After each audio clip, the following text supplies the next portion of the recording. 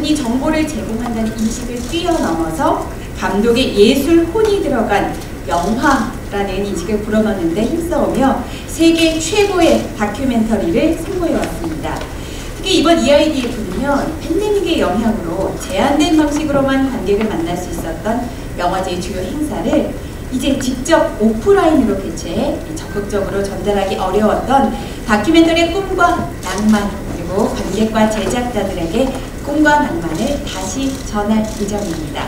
이러한 EIDF의 지향점을 다큐의 푸른 꿈을 찾아서 라는 슬로건으로 담아 8월 22일 월요일부터 8월 28일 일요일까지 일주일간 진행될 예정입니다.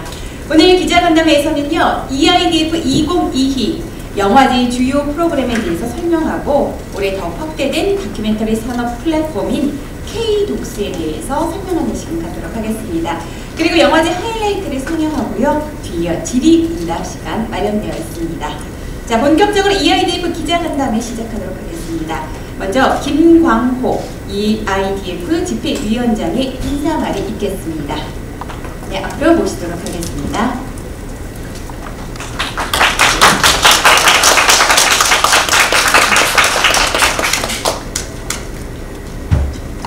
예, 안녕하십니까. EIDF 집회위원장 김광호입니다. 오늘 바쁘신 와중에 EBS 국제다큐 영화제 공식 기자회견에 참석해주신 기자분들과 관계자 여러분들께 먼저 감사의 인사를 전합니다.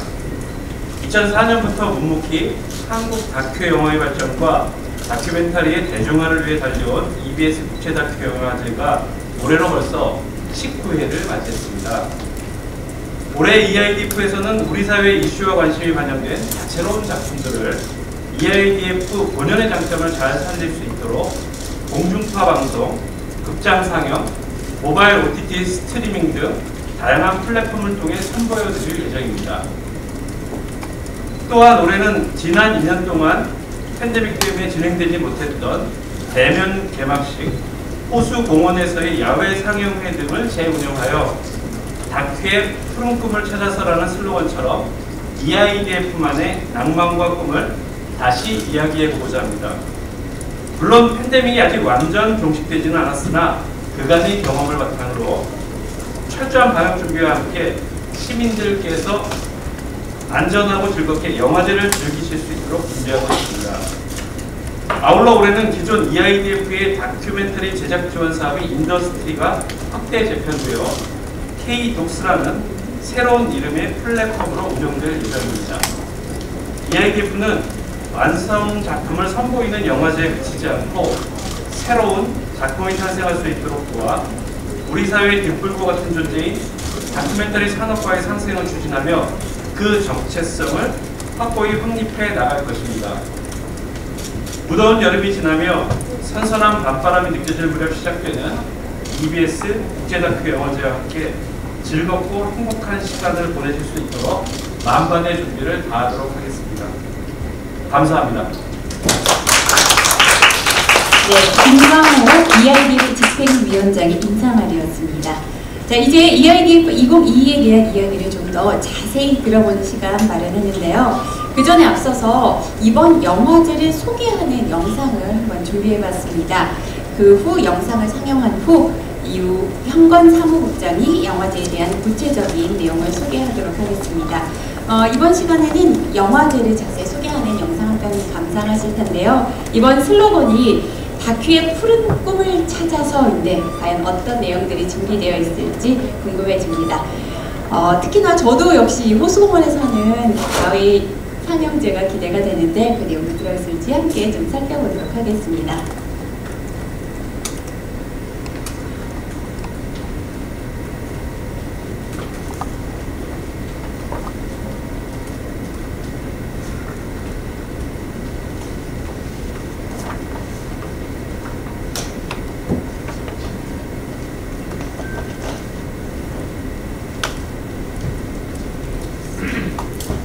오늘 날씨가 참 굳은 날씨에도 불구하고 이 자리에 함께 해주신 기자님들 다시 한번 감사드립니다.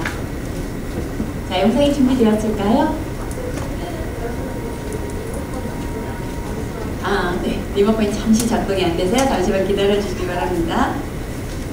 자, 오늘 기자간담회 UIDF 여기 계신 분들은 아마 다큐멘터리를 많이 사랑하시고 관심이 많은 기자님들이라고 생각되는데요. 오랜만에 대면 개막식도 준비되어 있고요. 야외 상영제도 준비되어 있으니까 기자님들도 혹시 시간 되시면 꼭 한번 참석해 주시면 감사드리겠습니다.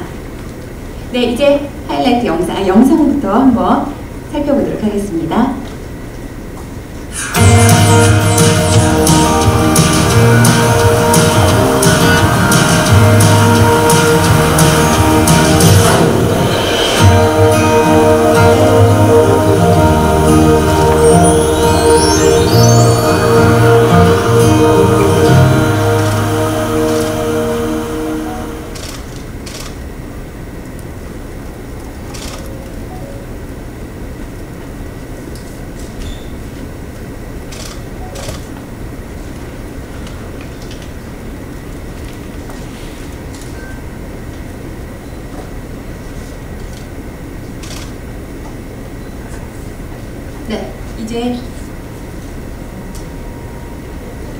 네, 이번에는 현관 사무국장님 영화제 소개를 들어보도록 하겠습니다. 현관 사무국장님께서 영화제에 대한 구체적인 내용 소개해 주시도록 하겠습니다. 네, 안녕하십니까. UIDF 사무국장 한건입니다. 잠깐 화면 보시면서 그 다음 보시는데, 저희 영화제가 8월 22일 월요일부터 28일 일요일까지 7일간 개최될 예정입니다. 저희 영화제는 사실 보셨던 분들은 대부분 아시겠지만 전반기 편성 기간과 후반기 편성의 딱 마지막 그 가운데 저희가 이제 위치를 하고 있습니다. 사실 이게 뭐 다큐를 좋아하시는 분들도 있지만 꼭 그렇지 않은 분들도 있기 때문에 저희 이제 그런 걸 최소화하기 위해서 저희가 예전부터 그렇게 편성을 그렇게 했고요. 저희는 사실 다른 모 영화제들은 날짜가 바뀌고 달도 바뀌고 그런 경우도 많습니다. 저희는 저희가 보기에는 이런 편성 여러 가지 있기 때문에 거의 이 기간에 한다는 거. 그다음에 이제 지금 김강호 집행위원장님이 미리 그 축사에서 언급을 하셨지만 저희가 이제 장소가 이제 EBS 디지털 통합사고 여기가 사실 많은 사람들이 옛날에 그 EBS 공감 스페이스홀이 있는 데입니다. 그래서 저희가 이제 이번에 그 개막식이나 이런 게 이제 여기서 진행되고요. 21월.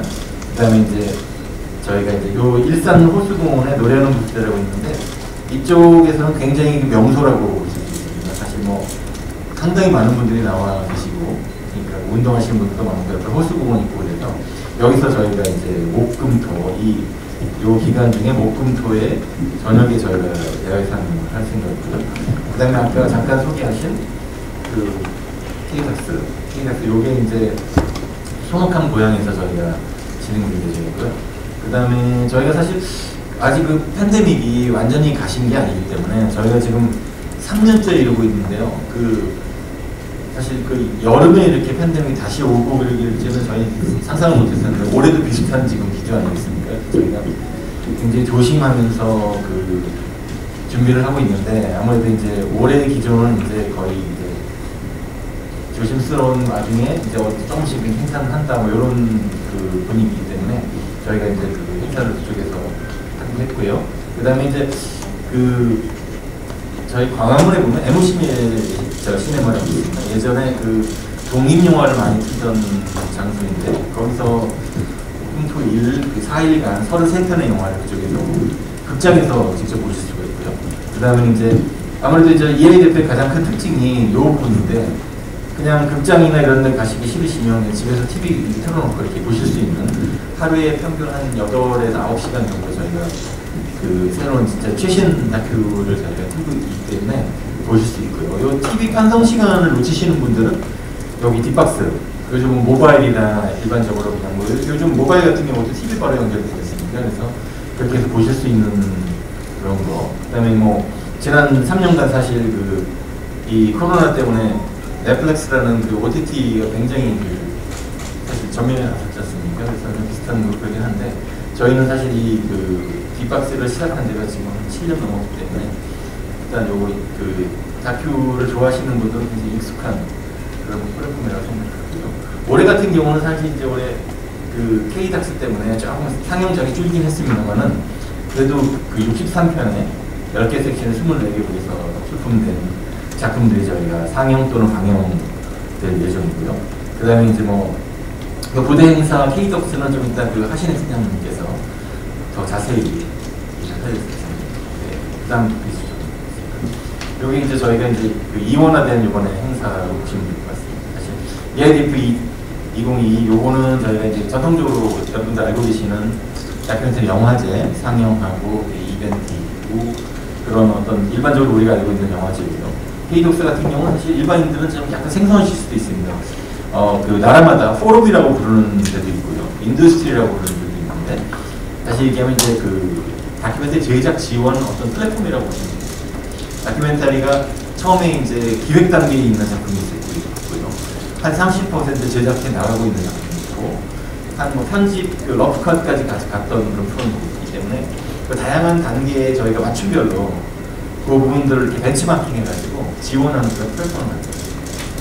다양한 이제 뒤에 이제 이렇게 나와 있는 여러 가지 기관들이 저희가 이제 다 모여가지고 하나의 플랫폼 K독스라는 그 엄브렐라 같은 그 안으로 저희가 돌았다고 생각하시면 되겠습니다. 네, 그다음에 저 올해 같은 경우는 이제 그 영화제 같은 경우는 다양한 이제 뭐 그 작품들 문화 예술부터 해가지고 그 사회 어떤 젠더 이슈라든가 다양한 페미니즘이라든가 그런 다양한 섹션의 작품들을 저희가 하고 있고요. 그 다음에 이제 그 사실 K독스 같은 경우는 이제 우리나라가 사실 다큐멘터리 산업 전반으로 보면은 그렇게 그 아시아에서는 꽤 괜찮은 그 위치에 있다고 생각합니다. 그렇지만 아무래도 그 다큐를 많이 만드는 곳은 유럽과 북미 지역의 어떤 그런 방송사와 결합된 배급사와 이렇게 여러 가지 연결된 그런 어떤 인더스트리의 모양을 띠고 있기 때문에 한국 다큐가 글로벌 시장에서 성장하고 어떤 다른 국제 그 다큐멘터리와 경쟁하기 위해서는 한국 다큐멘터리도 어떤 이런 플랫폼이나 이런 시스템을 거쳐가지고 스스로의 경쟁력을 키워서 외국 무대에 나가는 게 방법이다. 그런 뭐 여러 가지 있었는데 문제는 뭐냐면 항상 그 제작비 있지 않습니까? 돈 문제인데 그런 부분에 저희가 이제 조금 도움을 드리기 위해서 이런 형태의 그걸 했다고 생각하시면 될 것 같습니다. 그 다음에 이제 보통 저희가 이번에 이제 영어 여기 보면 피치 유드림이라고 써 있는데 보통 다큐멘터리 제작자들이 이렇게 인더스트리 포럼이나 이런 데서 자기 작품을 발표하는 걸 보통 피치라고 합니다. 피칭 콘테스트라고 합니다. 그래서 피치라는 게 좀 영어 그 기본 단어로 보면 다양한 그 뭐 운율을 마치다, 뭐 붙이다 뭐 그런 단어가 있는데 저희가 이제 그 꿈을 이렇게 다큐멘터리에 실어서 여러 가지를 이제 그 실질적으로 실현시키는 어떤 그런 얘기도 저희가 했고요. 그 다음에 저희가 아까 그 잠깐 그 우리 집행위원님께서 말씀하셨지만 항상 그 행사가 여름 8월 말 하순쯤에 저희가 열립니다. 8월 하순의 특징 중에 하나가 태풍이 많이 부는 것도 있지만 이제 그 가을 맞이하기 전에 거의 여름에 끝물이지 않습니까? 선선한 바람 불기 시작하고 그래서 그때쯤 해가지고 저희 이 포스터도 휘리라는 작가가 만드는데요. 굉장히 영화 포스터도 많이 만드셨던 분이고 이게 이제 그 길모토인 가게 그 이수경 감독님 그 포스터 이분이 잡고 나름 그 이런 이 커뮤니티에서 꽤 유명하신 작가님 포스터라고 알고 계시면 될 것 같습니다. 그다음에 저희가 이제 그 경쟁 프로도 있고요. 그 다음에 작품들에 대한 심사 같은 것도 있어 저희가 별도로 관객 심사단도 저희가 운영하고 있습니다. 진짜 이제 뭐 시청자 관객상도 있는데 관객 심사단이 더 뽑는 건 아니지만 저희 일반 시청자들 그 다음에 여러 가지 이제 그 리액션이나 그런 걸 집계를 해가지고 저희가 시청자 관객상도 저희가 수여하고 있고요.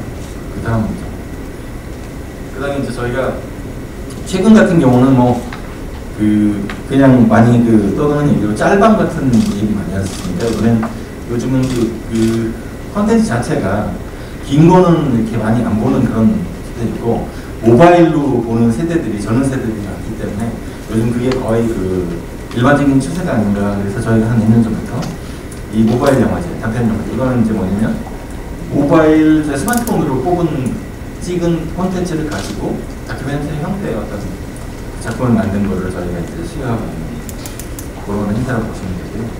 올해 이제 개막식의 MC는 이제 여기 오른쪽에 최수종 씨가 있고요. 여기 지금 EBS에서 그것이 야생이다라는 그 다큐멘터리 프리젠터로 출연하고 계시고요.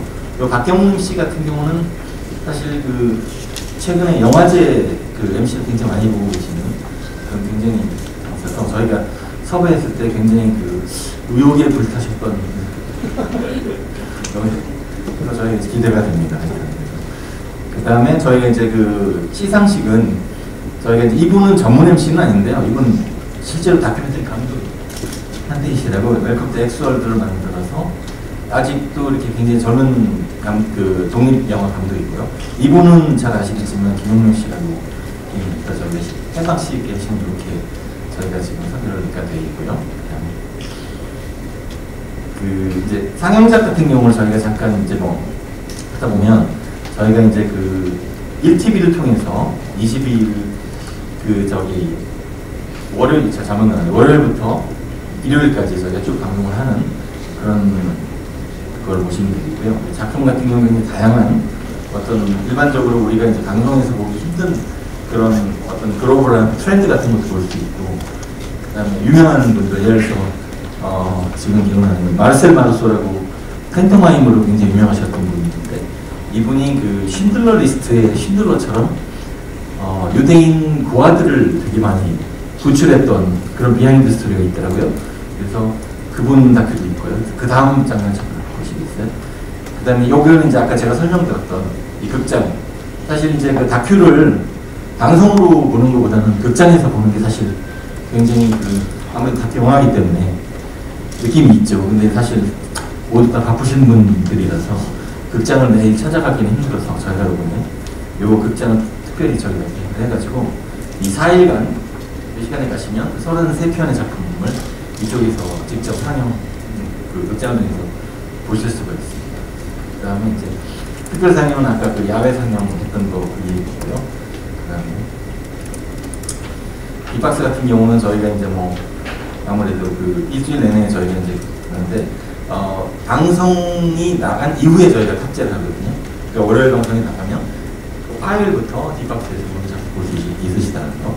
그것만 좀 약간 특징으로 생각하시고 있는데 잠깐 예를 들어 여기 지금 그 작품 중에 제가 사실 여기 이제 따로 그게 설명이 안 나와서 제가 말씀을 드렸는데 이 자화상이라는 작품, 셀프 포트레이트라는 그 작품하고 여기 지미 카터 로코넬 대통령, 이거는 저희가 그 뒷박스에 선탑재하는 작품들이 몇 개 있습니다. 그래서 요거는 우리나라에서 아직 확대 안 했었는데, 그러니까 그 거식증에 걸린 어떤 젊은 그 북유럽의 여자 그 젊은 친구 사진작가입니다.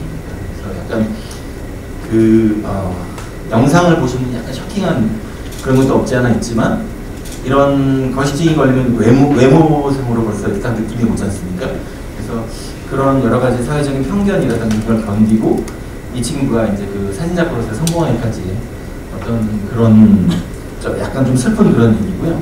지미 카터 로컬 대통령은 뭐 아시는 분 아시겠지만 지미 카터 대통령이 사실 우리나라 그 정치 역사와 굉장히 관계가 많은 대통령 아니겠습니까? 이분이 사실 땅콩 농장의 그 농장주였지 않습니까? 근데 이분이 이 그 어떤 컨트리를 접목한 로컬 음악에 굉장히 대가였던 그런 부분을 발견해서 만든 다큐멘터리라고 보시면 되겠습니다.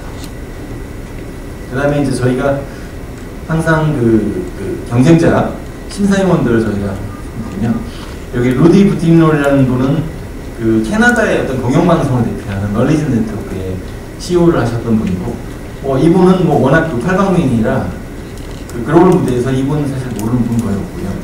굉장히 뭐 그 공영방송 베이스의 작품, 굉장히 그런 공공적 이익이라든가 환경이라든가 이런 작품 주로 많이 그 프로듀서로 하셨던 분이고, 올해 그 개막작의 그 EP도 이분입니다. 좀 이따 개막작도 소개해드리겠습니다만, 그 티벳 그 승들에 대한 얘기인데요. 다크 레드 포레스트라는 작품이고요. 그 다음에 이제 김영미 PD님은 또 아시는 분 아시겠지만 이게 분정지역, 아프가니스탄이라든가 이라크 이런 분쟁 지역을 주로 이렇게 취재하셔서 굉장히 유명하신 그런 분. 그다음에 윤정 PD는 저희 이제 다큐프라임으로 해서 얼마 전에 한국 PD대상 받았던 분이고요. 유지수 교수님 영인대학교 영화 영상학교에서 이렇게 네 분이 글로벌 프로그램의 경쟁 심사를 맡고 계시고요. 그다음에 이제 아시아, 저희가 이제 작품이 아시아와 글로벌 이렇게 나눠서 경쟁적으로 저희가 소개하는데요. 여기 이제 그 최가다 PD님하고 이학준 교수님, 김동영 교수님이라고 주로 이제 그 미군 어떤 기지촌 주변에서 일어나는 다양한 이야기 그런 거 많이 만드셨던 감독님이고, 굉장히 제 작가주의로서 그 굉장히 뚜렷한 팬덤이 있으신 그런 감독님이시고요. 네, 팔린 로렌 윌리라는 분은, 이분은 국적은 타일랜드 분인데 여기 지금 그 작품이 나온 지가 프로즌이라고 굉장히 샤킹한 다큐멘터리를 통해서 요즘에 에미상도 받고, 하여튼 뭐 그 작품이 그 넷플릭스에서도 굉장히 히트쳤던 그런 작품을 맡았던 프로듀서이십니다. 그다음에 요거 좀 소개해드렸고, 다른 이제 섹션들도 저희 이렇게 있다는 거. 요게 이제 제가 그 말씀드린 개막작인데요. 사실 이제 이 티베트 쪽에 중국 티베트 쪽에 사시는 분들이, 이분들이 그냥 실제로 스님들이 아니고요, 일반인들이에요. 일반인들인데 이쪽 분들은 종교의 어떤 이런 가르침이나 이런 걸 하기 위해서 스님이 돼가지고 최소한 1, 2년 동안 이 생활을 하신다고 합니다. 뭐 다큐멘터리에서 많이 보셨어요. 그런데 이걸 만드시는 분이 원래 카메라 감독님 출신이라서 이 영상미라든가 이런 게 굉장히 뛰어나고, 그런 거 이외에 또 그 영하 한 40도, 50도에서 이분들이 이 옷만 입고 비닐 하나 걸치고 기도하고 이런 모습들이 굉장히 많습니다. 그래서 우리 현대를 살아가는, 사실 우리나라가 경쟁이나 이런 거에서는 장난 아닌 구단이 있으니까, 근데 이제 이런 걸 한번 보시면 조금 그 인생에 살아가는 의미 이런 걸 한번 이렇게 관추할 수 있는 그런 좋은 작품 아닐까 해서 저희가 했고, 개막작으로 듣고 8월 22일 저녁에 저희 방송으로 나갑니다. 그 다음 작품. 요거는 이제 저희가 그 경쟁작으로도 나온 작품인데요. 이 할머니가 어디 밖에 나가는 그런 거에 대한 어떤 포비아 같은 게 있으신 그런 분인데, 굉장히 그 재밌는 캐릭터에서 그 영화 전체 처음부터 끝까지 거의 밖에가 안 나와요. 이분 할머니 집에서만 찍어요. 그래서 이제 저희가 이제 뭐 그 여기 좀 광장공포증이 시달리는 분이라고 얘기를 하시긴 하는데, 이분의 어떤 그 인생 쭉 그 어렸을 때 살았던 그런 얘기를 감독과의 어떤 대화 비슷한 스타일로 이렇게 만들어서 굉장히 그 이게 약간 어떻게 보면 그 장소가 이렇게 협소한 데서 찍으면 되게 지루할 수도 있는데, 그렇지 않고 굉장히 할머니의 그 유머스러운 그런 얘기를 통해서 되게 재미있는 그런 다큐 중에 하나고요. 그다음에 요거는 이제 뭐 굉장히 이렇게 어떤 메이킹 다큐, 그러니까 약간 그 시스템이 잘 된 그런 시스템으로 만드는 작품이라고 보시면 되고요. 이제 요거 같은 경우는 이제 여기 오른쪽에 있는 이 분이 주인공인데, 이탈리아의 의대생이에요. 의대생인데 보통 이분들이 이제 막 미국 같은 코앞이라 부르기도 하고 실습 같은 거 나가고 그럴 때 보통 자기들 편한 데 가잖아요. 근데 이분이 어디를 시청을 하냐면 팔레스타인으로 들어갑니다. 팔레스타인 그 이스라엘하고 계속 교전이 있는 지역이 됐습니다. 거기서 이제 의사 그 수련으로 이렇게 하시면서 거기서 느꼈던 어떤 그런 부분을 다큐로 쭉 찍었던 그런 작품이고, 그다음에 요거는 이제 그 저희 프로그램들이 굉장히 그 강추하는 작품인데, 이 친구가 주인공이거든요. 주인공인데 이제 네덜란드도 사실 예전에 안 그랬는데 요즘은 그 이민자들이 되게 많습니다. 그래서 그런 어떤 소년인데 어떻게 보면 이제 뭐 그 백인들 사회에서 여러 가지 어려움도 있고 있을 수 있는데, 이 친구 자체가 워낙 긍정적인 어떤 그런 걸 가진 친구라서 굉장히 그 재미있는 그런, 내가 보기에는 그 젊은 세대들이 보면 굉장히 좋아할 수 있는 그런 작품 중에 하나고, 뭐 세대 얘기 안 하더라도 이분 자체가 굉장히 이 주인공 자체가 굉장히 에너지 있는 그런 친구라 다양한 삶을 엿볼 수 있는 그런 다큐라고. 요거는 그 저희 야외 상영, 요거 말고요. 지금 샤브라는 이 작품은 저희 야외 상영으로도 하기 때문에 그 야외 상영에서 보실 수도 있습니다.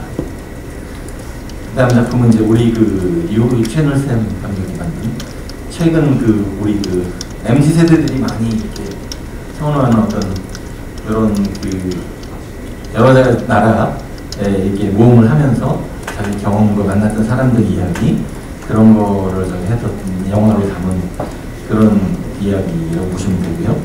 또 하나는 이제 뭐 그레타 툰베리 같은 경우는 워낙 유명한 그 아이콘이라 이 친구가 기후 변화라든가 뭐 환경 쪽에서 유명했던 이런 친구고 뭐 우리나라 그 뉴스에서도 꽤 많이 다뤘던 그런 작품이라고 보시면 되고요. 그다음에 이 작품은 이제 사실 저희가 이제 여기 보면 그 라파에서 글로벌 영피치라고 저희 아카데미가 있습니다. 거기에서 컸던 이 서하영 감독이라는 사람이 그런 그 감독 중에 한 분이고요. 최근에 이 작품이 핫독, 그 캐나다 핫독 영화제 국제 경쟁에 올라가서 굉장히 이 젊은 감독의 어떤 그걸 느낄 수 있는 그런 작품이라고 보시면 됩니다. 근데 이 작품은 홍다혜 감독이라는 분이 굉장히 그 20대 지금 한 중반 정도 되셨을 거예요. 근데 이제 고등학교 때 지금 작품에 거의 스토리 자체가 자기 이제 사실 우리나라 입시생들이만 느낄 수 있는 다양한 부모와의 갈등, 학교와의 갈등, 친구들과의 갈등 그런 게 많지 않습니까? 제가 뭐 이렇게 보시면 아시겠지만 이분도 저희 GPA에서 교육을 받았던 감독 중에 하나인데 이 감독님의 어떤 필모라는 거기에 비해서는 굉장히 재밌게 잘 만들었습니다. 그리고 우리가 사실 고등학생이나 이런 이 상황에 닥치는 사람들 아니면 사실 잘 모르잖아요. 근데 이제 감독님 자체가 이제 친구들과의 어떤 여러 가지 우정, 갈등, 부모와의 갈등 이런 걸 갖다가 워낙 카메라를 매일 들고 다니면서 찍어가지고 굉장히 사실적이고 직접적인 그런 다큐라고 제가 생각이 들고요. 그 다음에 뭐 이분은 워낙 잘 아시는 분, 이창동 감독님. 그래가지고 사실 저희가 이제 이창동 감독님 작품도 그 야외 상영에서 저희가 반응을 할 예정입니다. 사실 저희 이분 작품 중에 초록 물고기가 사실 거의 일산얘기잖아요. 저희가 이제 뭐 그런 일도 있고 이분의 어떤 거의 일대기에 나온 작품을 다 아우르는 그런 작품이고 이제 만드신 분이 우리나라 사람이 아니에요. 이제 프랑스 감독님이라고 보시면 되고요. 예. 요거는 이제 사실 여러분이 아파르트 키아로스탄이라고 이란에 아주 걸출한 지금은 타기하셨지만 감독님 있지만 이란 분들이 사실 굉장히 스토리 메이커입니다. 작품 되게 잘 만들고요. 재밌는 것도 많고 그래서 여기도 이제 마찬가지로 이 주인공 여자가 우리나라 같은 건 사실 말도 안 되는 상황인데 그런 상황에 닥쳐가지고 이제 자기가 이제 헤쳐나가는 사실 이 이란과 인도 같은 경우는 여성주의 시각에서 보면 정말 엄청난 많이 불이익을 당하고 있는 그런 나라 중에 하나가 생각했는데 뭐 비슷하게 그런 사회의 어떤 통념이나 이런 걸 헤쳐나가는 주인공의 꿋꿋한 어떤 과정을 볼 수 있는 그런 영화로 생각됩니다. 저 작품 소개 이렇게 해서 했고요. 그 다음에 K덕스라는 행사와 특징에 대해서 우리 하신의 인더스트리 팀장님 단체 좀 모시겠습니다.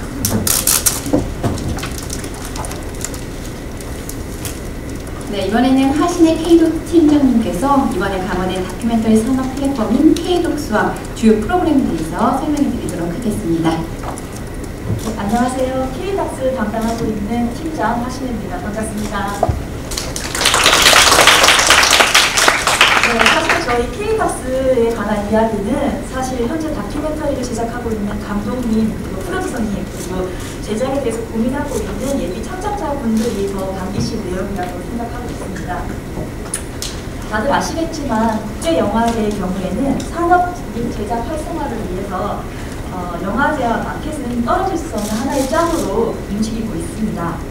이런 상호적인 관계를 마련하기 위해서 2020년부터 이야기에도 다큐멘터리를 제작 지원하고 그리고 인재를 양성하는 산업 플랫폼인 인더스트리를 추구하고 있습니다.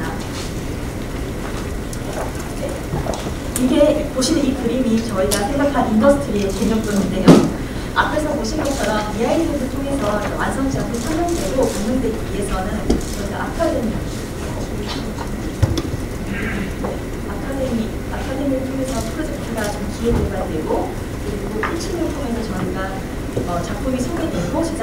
투자를 받고, 그리고 해외 다큐멘터리 포럼에 맡게 진출을 해서 국내외에서 다큐멘터리가 어떻게 보면 배급될 수 있도록 지원하게 만드는 것이 인더스트리의 역할이고 그 목표라고 할 수 있습니다. 올해 인더스트리는 저희가 K북스라는 이름으로 부르고 있는데요. 이것은 한국과 아시아에서 대표적인 다큐멘터리 산업 플랫폼으로 자리 잡기 위해서 K북스라는 명칭으로 새롭게 운영되고 있습니다. 특히 올해는 과학기술정보통신부와 한국방송통신전파진흥원의 지원으로 예년에 비해서 지원금의 규모가 2배 이상 확대가 되었습니다.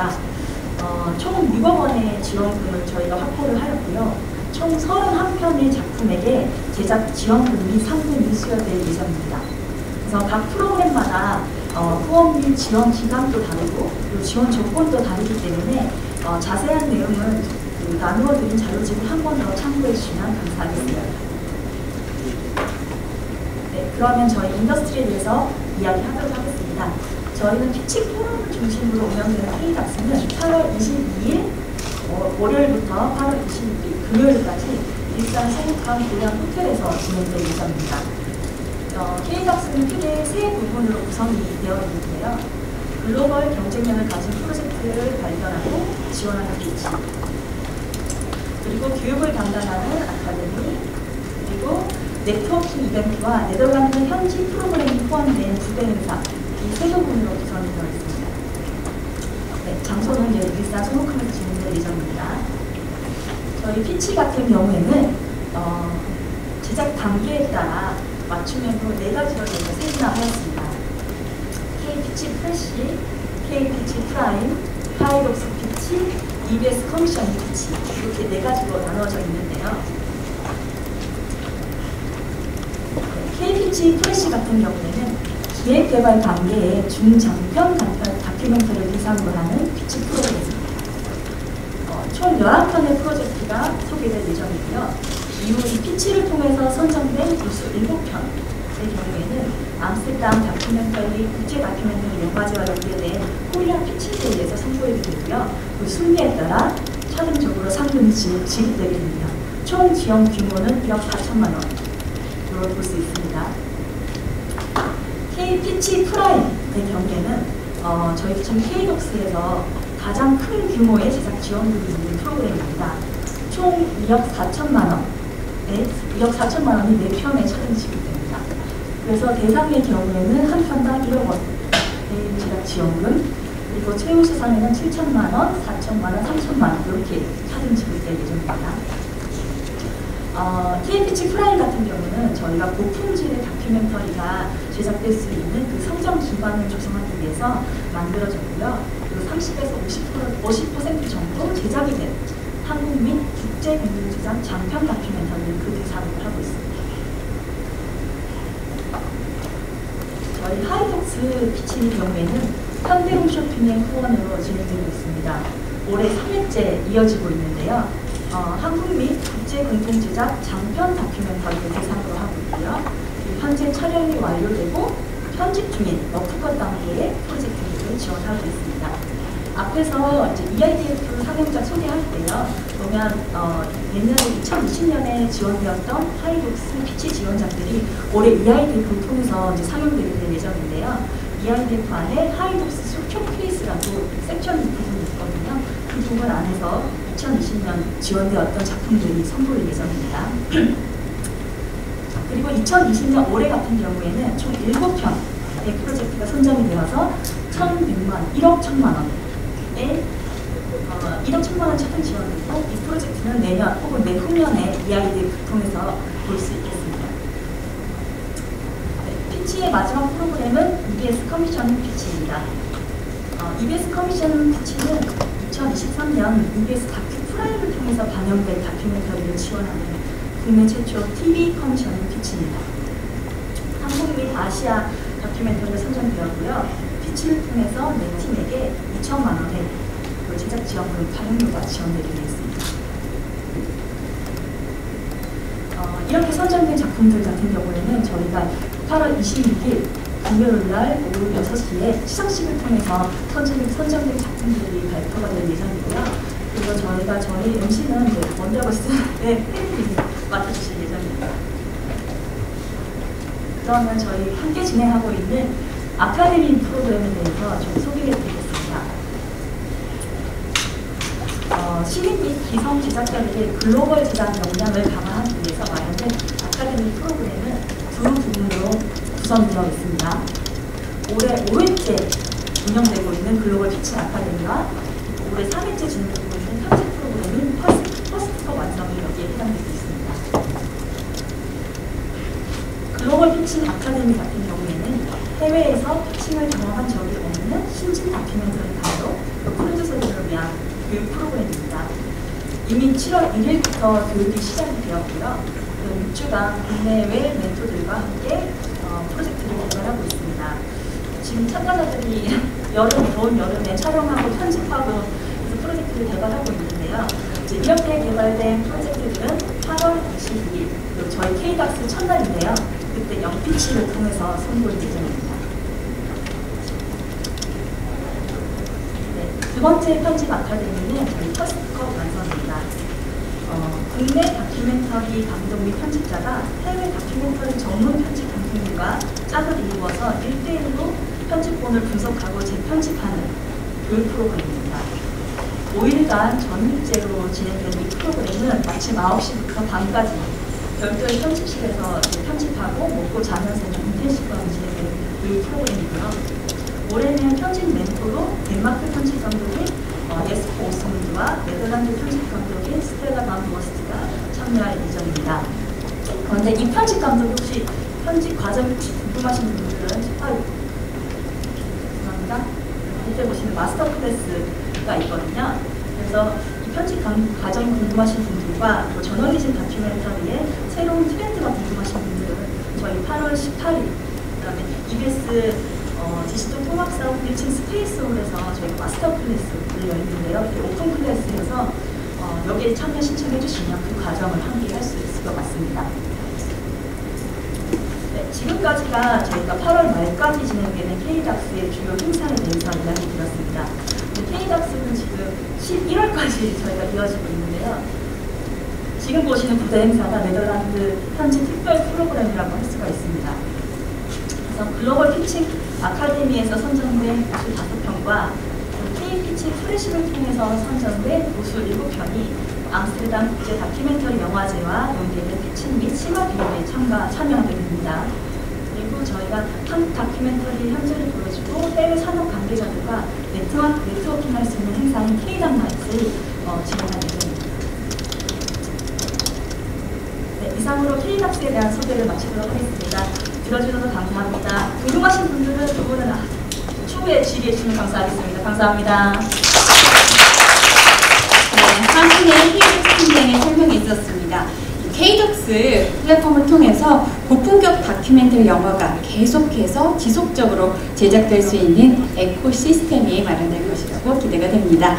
자, 마지막으로 EIDF 주요 프로그램들과 또 영화제 어떠한 내용이 담길지 영상을 보고 기자님들과 함께 질의응답하는 시간 가져보도록 하겠습니다.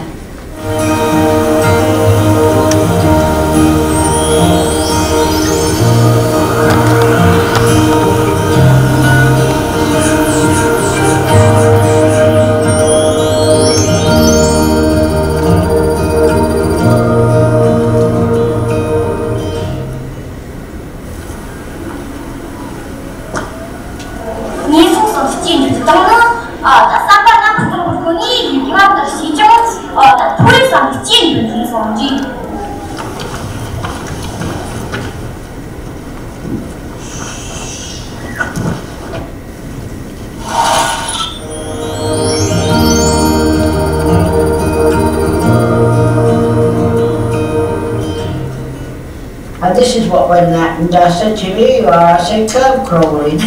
1, 2, 3. Ivy on the old garden wall. I'll cling so tightly, what air made.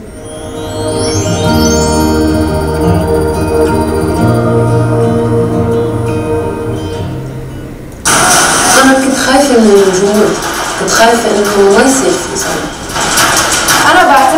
راح عنه هيدا النهار اللي ما عاشوا عن جد بالأرض، ما عاش أجمل يوم فعليا سياسي بالبلد. حبيبي يا نور عيوني، حكام البلد عوروا عيوني.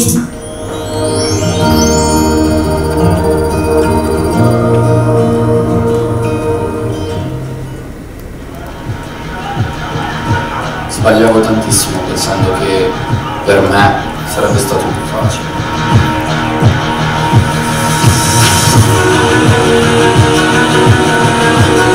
Ti ritrovi di fronte a qualcosa che è decisamente più grande di te.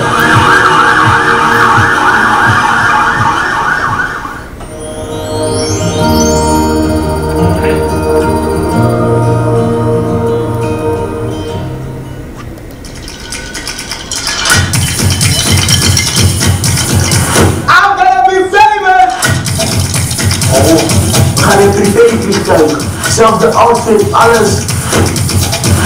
Emma!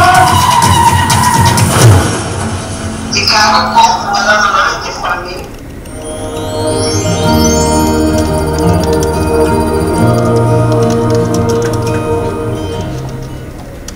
나는 나의 길을 조금 더 가보려 한다.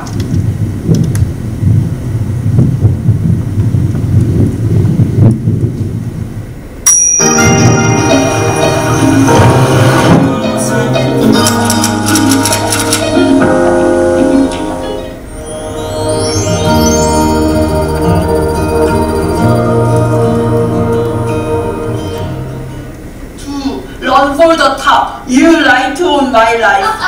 아빠 외국인이었어?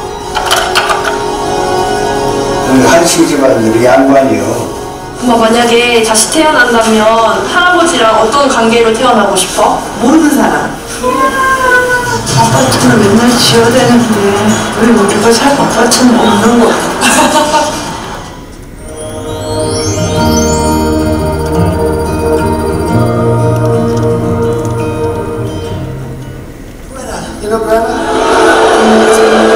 Impressionante a empresa da espaço com uma pirralha dessa aí, uma pirralha. Jag tänker att egentligen är allt det här jag har upplevt de senaste månaderna som i en dröm. Eller en film. Fast en väldigt dålig film för att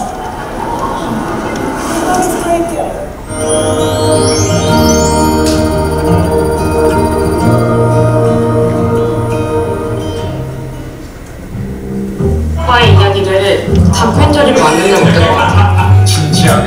Promoting him to sergeant in the United States Army. 한국은 아예 동성애자가 존재하지 않는 거예요. 그 자체가 되게 뭔가 공포의 시작이었어.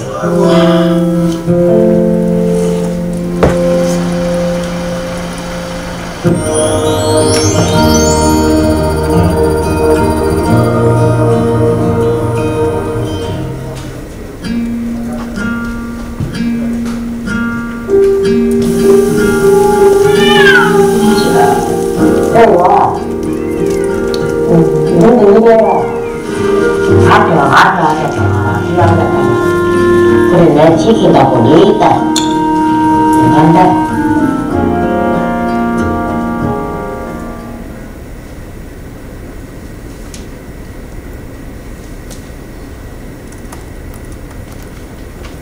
네, 이렇게 영상까지 만나봤습니다. 영상을 보니까 절로 이렇게 웃음이 나면서 재밌겠다 하는 영상들도 있고, 과연 저 공간에서 저 전쟁터에서 어떻게 진행됐을까 하는 걱정되는 부분도 있었고요. 아, 나는 지금 잘 살고 있을까? 라는 생각이 들 정도로 좀 진지하고 성장하는 시간을 갖게 되는 영상들도 있었던 것 같습니다. 그래서 더 이 IDF가 기다려지고 있습니다. 자, 이제 이 IDF에 관한 기자님들의 질문 받아보는 시간을 갖도록 하겠습니다. 영화제의 질의응답은요, 현건 사무국장님과 또 이원일 최지연 프로그램 코디네이터, 하신의 KWS 팀장님이 진행하도록 하겠습니다. 앞서서 포스터에 대한 얘기 잠깐 해드렸는데요. 지금 받아보신 포스터나 이 책자를 보면 굉장히 마음이 탁 트이고, 와, 정말 오랜만에 좀 마음이 트이면서 순수해지고 낭만과 좀 정말 말 그대로 슬로건 그대로 푸른 꿈을 찾아갈 수 있는 시간이 된 것 같다라는 느낌이 들었습니다. 자, 이 IDF를 많이 사랑해 주시고 다큐멘터리를 통해서 또 다양한 감정과 우리의 인생 그리고 이렇게 좀 나를 돌아보는 시간을 많이 갖게 되는 것 같은데요. 이번 EIDF 2022 EIDF는 과연 어떤 내용들이 준비되어 있을지 또 앞으로 어떤 내용들이 실리고 어떤 점 좀 궁금하신지 우리 기자님들께서 질문해 주시면 좋을 것 같습니다. 잠시 준비가 되는 동안요. 다시 한번 소개해드리는 저는 사실 객관적으로 개인적으로 궁금했던 건 이 질문을 하실 수도 있겠지만 개막작은 과연 어떻게 선정이 되는지 어떤 경쟁을 통해서 사실 개막작이 가장 주목을 많이 받잖아요. 이 부분 한번 질문 드려보고 싶습니다.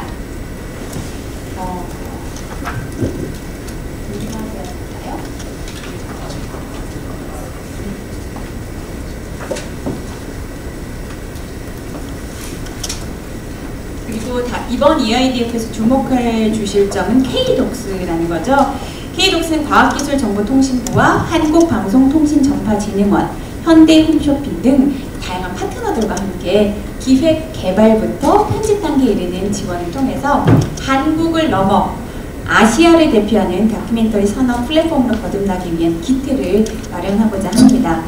이런 제작자와 또 이런 많은 이런 플랫폼이 있어서 더 우리나라가 한국 다큐멘터리가 세계로 뻗어나가고 그런 초석이 될 수 있는 자리가 되었으면 좋겠습니다. K독스에 대해서도 많은 관심 부탁드립니다. 사실 영화도 제작 환경이 쉽지는 않지만 K독스 역시 다큐멘터리 역시 제작 환경이 쉽지가 않은데요. K독스를 통해서 고품격 다큐멘터리 영화가 계속 진행될 수 있고 선순환되는 에코시스템이 마련될 것이라고 생각됩니다.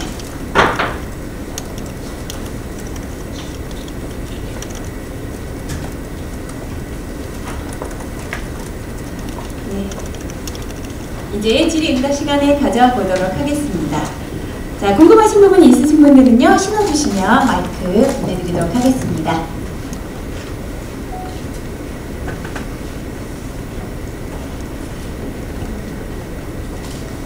그럼 제가 먼저 한번 질문해 보도록 하겠습니다. 기자님들 질문 좀 생각해 주시기 바랍니다. 저는 이번에 개막작 선정함에 있어서 가장 고심했던 부분은 어떤 부분인지 궁금합니다. 제목이 참 강렬했어요. 네.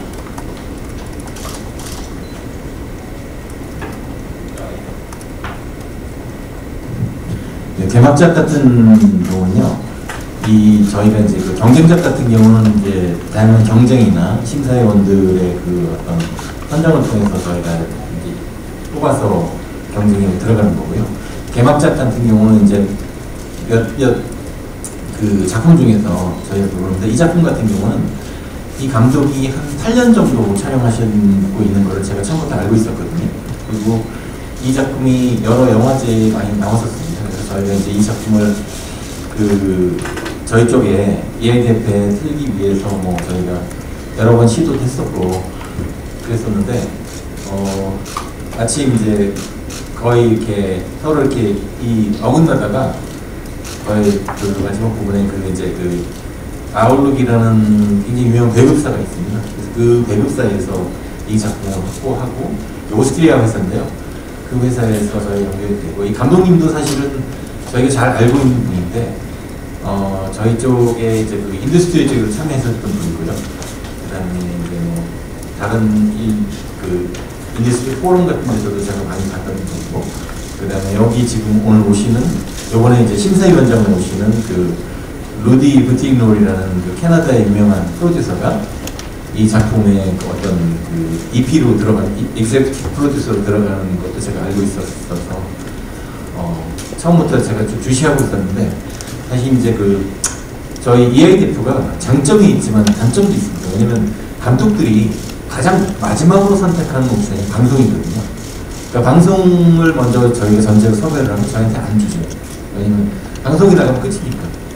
네, 그렇게 보기 때문에 일단 다른 영화나 영화제나 이런 데 다 돌고 보통 들어오거든요. 요즘은 이제 한국 다큐도 더 그렇습니다. 그래서 그런 부분에 어려움도 있었었는데 저희가 이제 어떻게 운 좋게 그 프로듀서 그다음에 그 배급사하고 잘 이렇게 그 딜을 잘 해서 저희가 이번에 그 개막적으로 선정할 수 있었습니다. 네.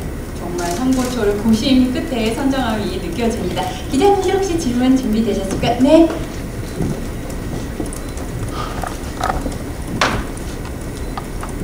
네, 저 발표 잘 들었고요. 저는 헤럴드 경제 손영긴 기자라고 하는데요.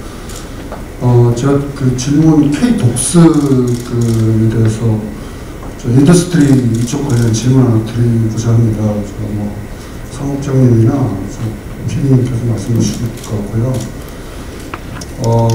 원래 그 부산영화제 같은 경우 이제 초기부터 그 마켓이 이렇게 영화제하고 함께 이렇게 그 당시 처음에 PPP라고 그랬는데 부산 프로모션 프레 해가지고 그게 굉장히 활성화되기 시작하면서 부산영화제가 성공하는 그런 걸 제가 초기부터 지켜봤거든요.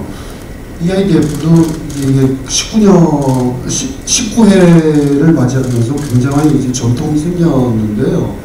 근데 그 인더스트리는 2020년에 만들어져서 팬데믹 감안하면은 어떻게 보면 이거는 이 플랫폼은 사실 새로운 어떻게 형태로 근데 그 내용을 보면은 주로 피치와 아카데미 위주인데요. 그 피치가 굉장히 중요하다는 거는 뭐 충분히 설명을 듣고 납득이 되는데 혹시 그 피치의 또 중요한 그 중에 하나가 제작 지원 시스템이지 않습니까? 근데 거기서 조금 더 그 소위 마켓의 바이오와 어떤 그 셀러가 이렇게 만나는 그 현장으로서 그렇게 해서 뭐 부산영화제 같은 게 입도 선매 같은 게 완전 제작이 되지 않은 상태에서 그렇게 할 수 있는 그런 쪽으로 계획이나 그런 게 있는지에 대한 걸 좀 질문드리고 싶습니다. 네, 질문 주셔서 감사합니다. 저희가 2020년부터 인더스트리 시작이 됐지만 그 전부터 EIDF에서는 피치는 EIDF 피치가 존재하고 있었거든요.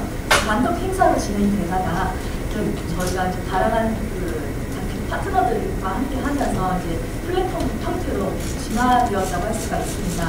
어떻게 보면 각 다큐멘터리 감독님들이 혼자서 각 기관들과 이야기하는 게 힘들 수 있으니까 플랫폼 같은 경우는 그걸 좀 더 쉽게 할 수 있게 하고 저희가 도와줄 수 있는 측면에서 진행이 되었다고 할 수가 있고요. 저희가 현재는 어떻게 보면 중간 단계라고 할 수 있는데 기자님께서 얘기하신 부분이 마켓의 부분이잖아요. 그 부분으로 좀 진화될 수 있는 그 중간 단계라고 저는 생각을 하고 있습니다.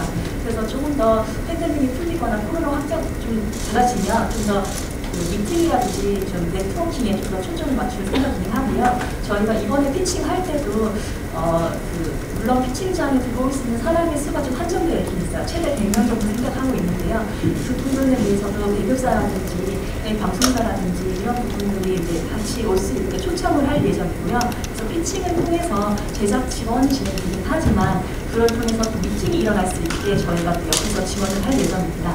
그래서 미팅도 그 부분 하나로 좀 포함이 되어 있긴 한데 하지만 저희 프로젝트 마켓처럼 완전히 그 마켓이 중요시되는 지금 단계는 아니기 때문에 그것도 하나에 포함되어 있는 과정이라고 할 수 있습니다. 앞으로 더 발전된 모습이 기대가 됩니다. 네, 사무장님 말씀해 주시죠. 네, 서 기자님 그 질문에 조금 부연 설명드리면 국내에서 사실 다큐멘터리 영화제 중에 말씀하신 그 마켓까지 연결되는 걸 갖고 있는 데는 없습니다.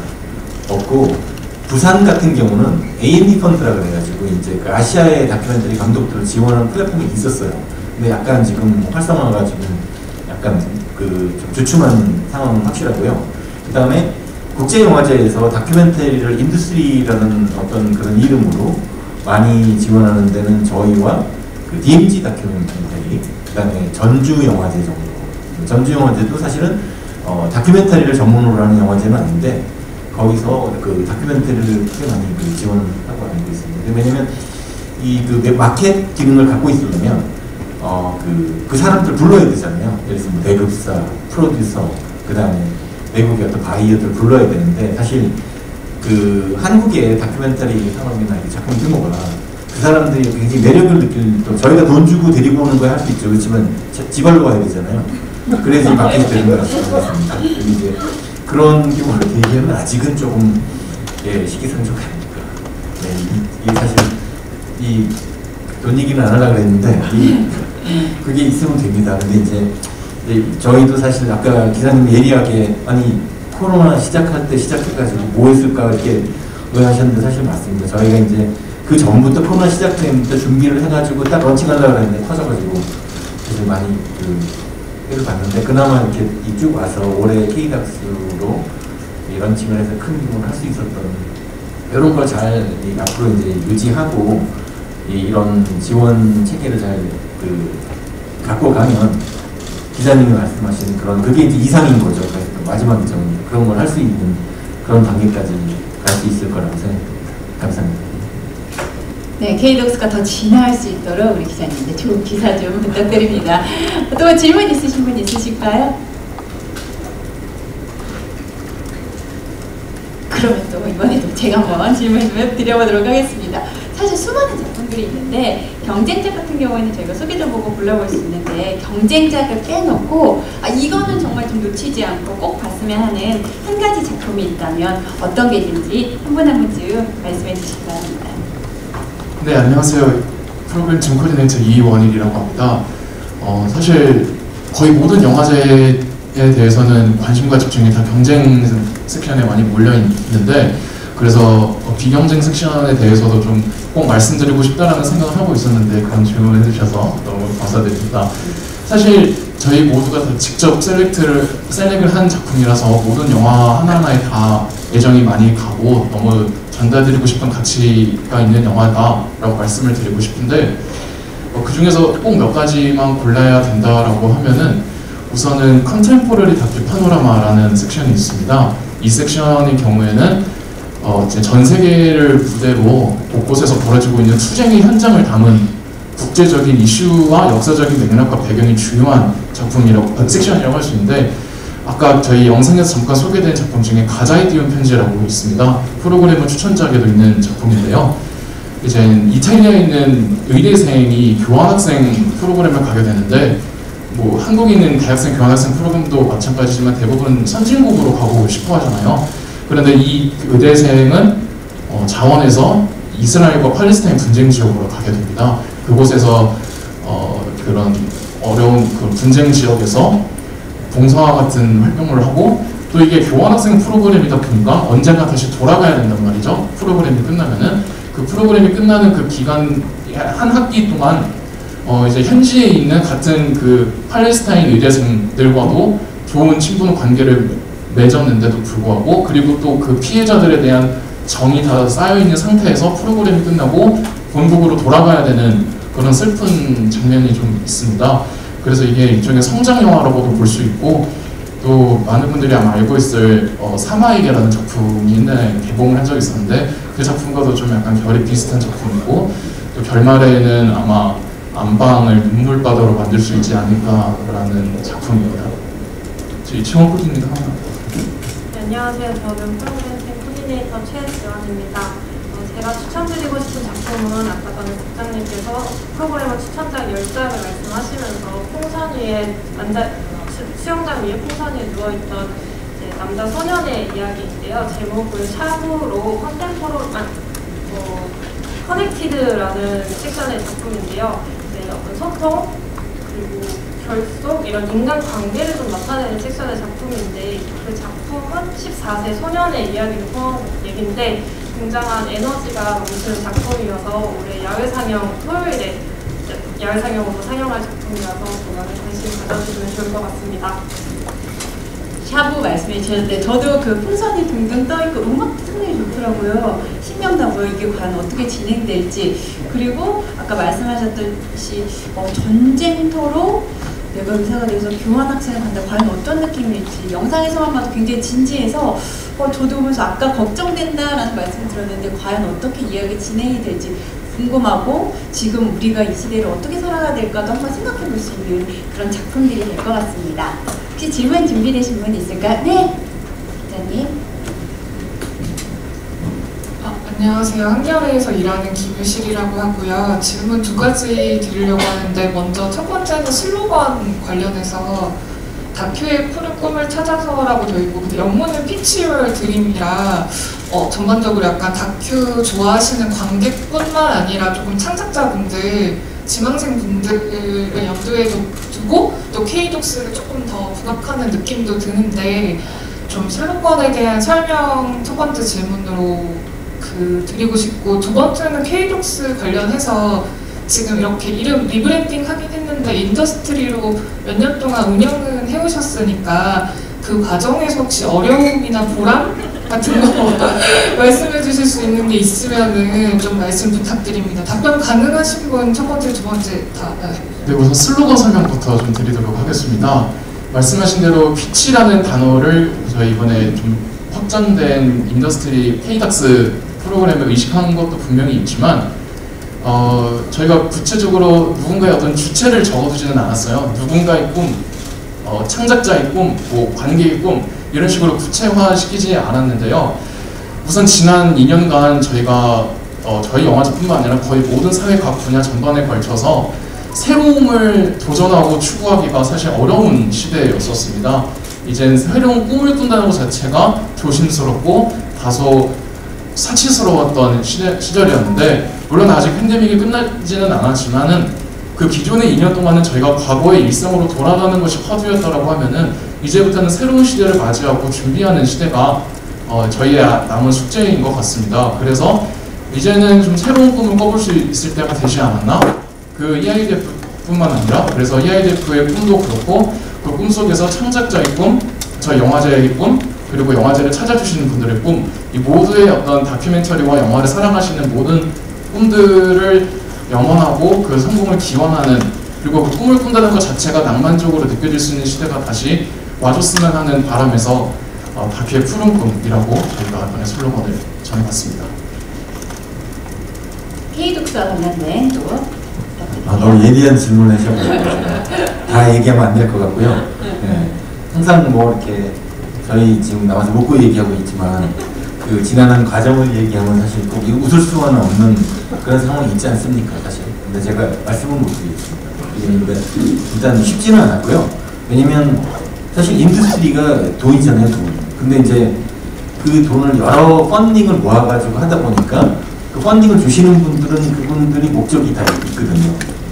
그렇지 않습니까? 그런데 이제 그게 저희가 하려는 목표 이거와 다 이렇게 예를 들면 그 자동차 같은 경우는 튜닝을 하듯이 해야 되는데 그 과정이 사실 쉽지 않았고 그 다음에 이제 저희가 사실 아까 그 서 기자님도 계셨지만 인더스트리 경력이 이제 2년밖에 안 됐어요. 이제 3년째고 그렇기 때문에 저희가 사실 그 솔직히 얘기하면 경험이 그렇게 많지는 않고 그렇기 때문에 없는 경험에서 이제 새로운 걸 해서 하려다 보니까 저희 스태프들이 사실 엄청 고생하고 계시고 지금도 여전히 그 행사를 위해서 하고 있는데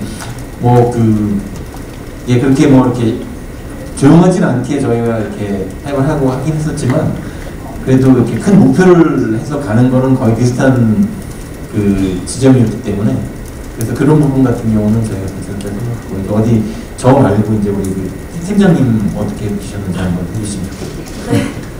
그래서 저희가 지금 나와드린 자료 중에도 보시면 각 피치마다 조건도 다르고 지원 규모도 다르고 그거에 따라서 계약서도 다르고 하기 때문에 그걸 각각 조건을 다 조율하는 그 과정이 좀 쉽지 않았던 것 같고요. 하지만 긍정적인 측면으로 보자고 하면 그래도 저희가 제작 지원금이 좀 규모 확장이 되어서 어떻게 보면 고품질의 다큐멘터리를 좀 지원할 수 있게 되었다라는 게 긍정적인 모습이라고 할 수가 있을 것 같아요.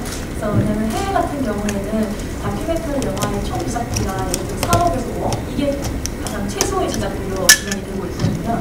그래서 저희 한국 다큐멘터리가 해외 마켓에서 피칭되고 선보일 때도 그 제작비 때문에 어떻게 보면 품질의 문제를 제기할 수도 있고 그리고 과연 이 다큐멘터리가 성공적으로 만들 수 있을까라는 의문도 많이 받았던 것 같아요. 그런데 어떻게 보면 제작 지원금을 좀 더 확보하게 되면서 그래도 좀 저희가 고품질 다큐멘터리, 하이엔드 다큐멘터리, 프리미엄 논픽션이라고 얘기하긴 하는데 그런 다큐멘터리를 좀 더 지원할 수 있고 그리고 저희가 파트너십을 이뤄가지고 그런 다큐멘터리들이 해외 마켓에서 피칭하게 될 때도 팬으로서 함께 좀 서포트해주고 지원해줄 수 있다라는 게 어떻게 보면 좀 긍정적인 모습인 것 같아서 이 부분을 위해서 어떻게 보면 지난 한 5, 6개월 동안 이제 각각 지원 기관마다 모든 조건을 협상하고 진행해왔던 것 같습니다. 기자님 답변이 괜찮았을까요? 날카로운 질문에 아주 솔직한 답변 감사합니다. 사실 돈 얘기 빼놓을 수 없는데 이번에 K독스랑 이 아이들과 흥행을 잘해서 내년에는 우리가 다 하하호호 웃으면서 더 잘 됐으면 좋겠습니다. 또 질문 있으신 기자님들 계실까요? 네. 네, 일본 리워스 편집학번 영화평론가 정지욱입니다. K독스 여쭤볼 보라는데요. K독스 지금 아까 100여 분이 들어와서 볼 수 있다고 말씀하셨는데 그 이외에 그 유튜브나 그런 걸 통해서 현장을 볼 수 있는지 그런 게 준비가 되어 있는지 좀 궁금합니다. 저희 피칭 같은 경우에는 저희가 초대 중심으로 진행할 예정이고요. 그래서 배급사나 기자들과 함께 저희 시작되기 전에 인비테이션을 보내서 이제 그 자석마다 추첨을 할 예정이고요. 그래서 지금 진행 중인 작품들을 보실 수 있는데, 하지만 솔직히 말하면 지금 진행 중인 작품들은 또 다시 말하면 컨피덴셜이잖아요. 그래서 약간 이제 관련자들, 관계자들 중심으로 진행이 될 예정이고요. 하지만 저희가 그 마스터 클래스라는 프로그램은 이제 교육 프로그램인데요. 그러니까 세미나 같은 형태예요. 그러면 어떻게 지금 국제공동시장 다큐멘터리가 진행되고 있는지 그런 과정들을 좀 보실 수 있으니까 교육 프로그램으로 참여해 주시면 좋겠습니다. 네, 그리고 우리 기자님 질문 또 있으십니다. 안녕하세요. 저는 EBS 스토리 기자단 백현이라고 합니다. 그 영상 보니까 되게 다양한 분야의 작품들이 많은 것 같은데, 그 올해 작품 선정 키워드가 국내외 다큐멘터리 제작 트렌드, 글로벌 이슈, 인종, 성별, 환경, 세대 인물 이렇게 되어 있더라고요. 그래서 이 키워드를 어떻게 선택하게 되셨는지 궁금합니다. 특히 저희가 키워드를 딱 정해놓고 이 키워드에 맞춰서 이러한 영화를 골라야 되겠다라는 생각보다는 이 다큐멘터리라는 게 예술적 가치와 미적 가치도 있지만 사회적 가치도 있지 않습니까? 근데 이 사회적 가치라고 하는 말이 굉장히 광범위한 말이어가지고 그 사이사이에서 현재 우리가 얘기해야 되는 이슈가 무엇일까, 우리가 전달해야 될 메시지가 무엇일까에 대한 고민이 첫 번째 고민이었습니다.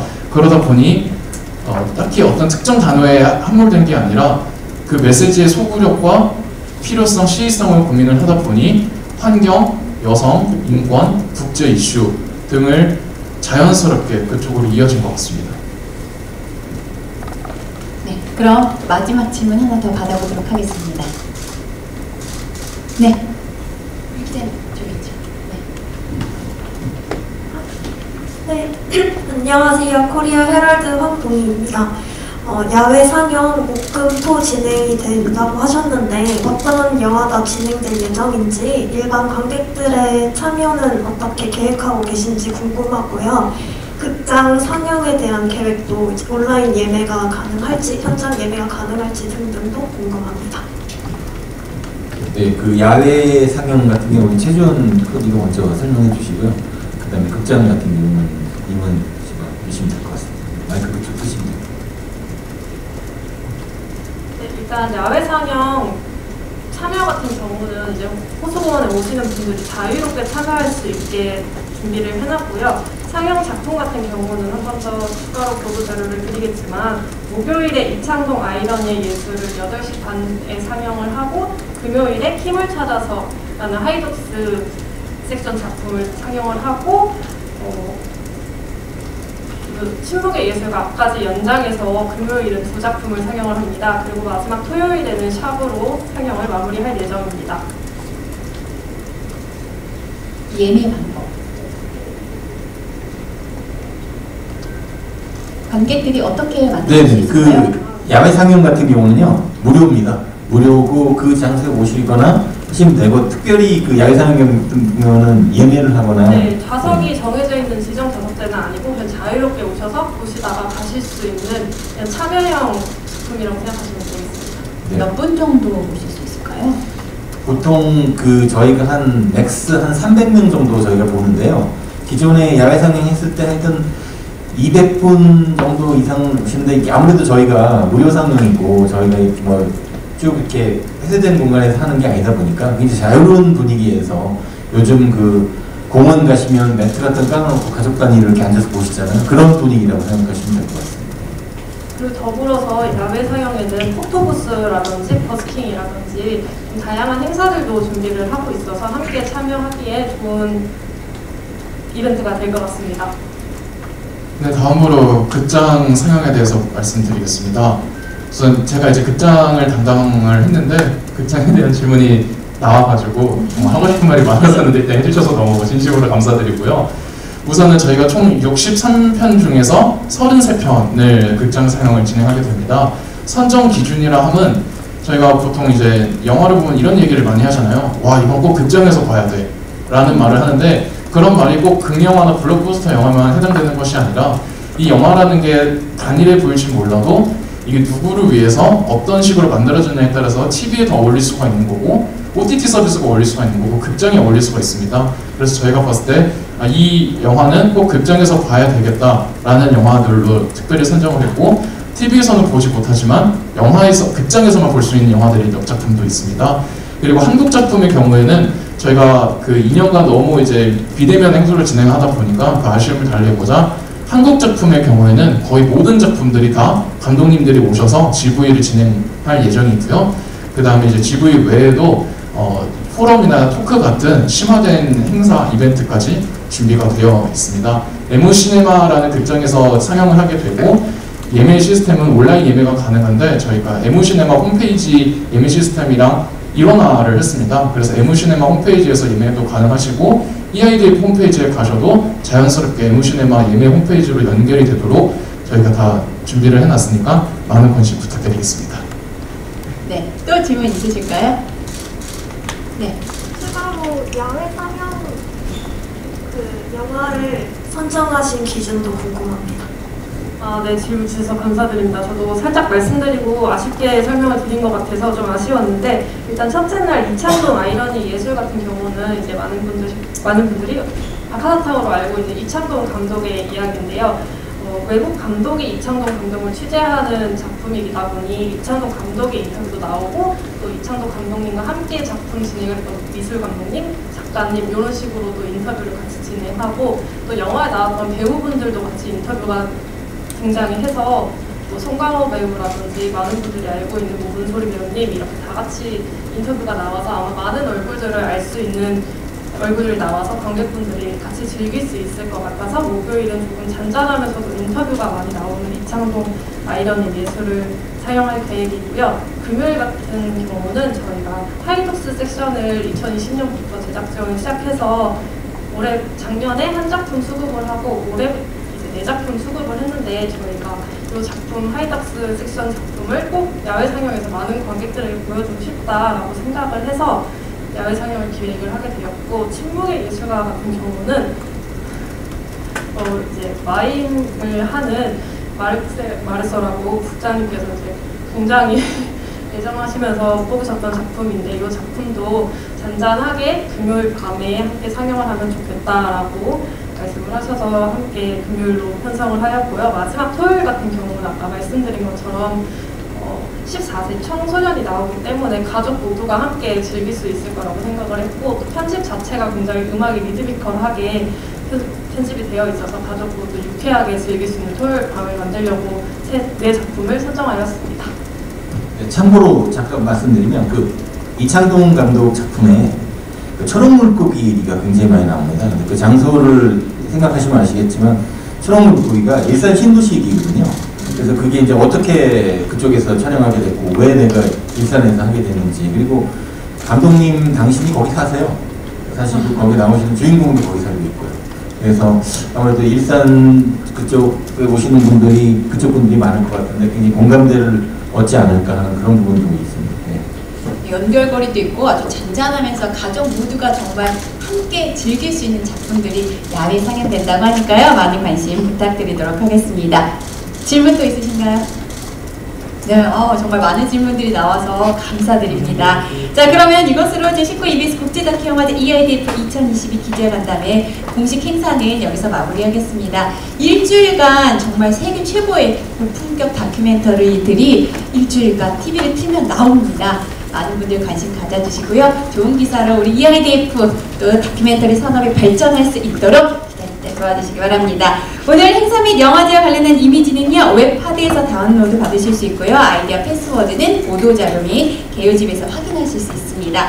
또 인터뷰 기사를 위한 작품 감상 등이 필요하신 기자님께서는요, 나눠드린 자료집 뒤편 프레스 가이드 참고하시기 바랍니다. 그리고 한 가지 안내 말씀 좀 부탁드릴게요. 이 개요집 내 폐막식 시간과 관련해서요, 폐막식은 28일 일요일 오후 6시에 진행될 예정입니다. 이 자료집에는 우리로 땡땡시라고 나와 있는데 오후 6시에 진행될 예정입니다. 오늘 참석해 주시고 또 좋은 질문 해주시고 19번째를 맞이한 EIDF에 관심 가져주신 모든 분들께 다시 한번 진심으로 감사 말씀드립니다. 고맙습니다.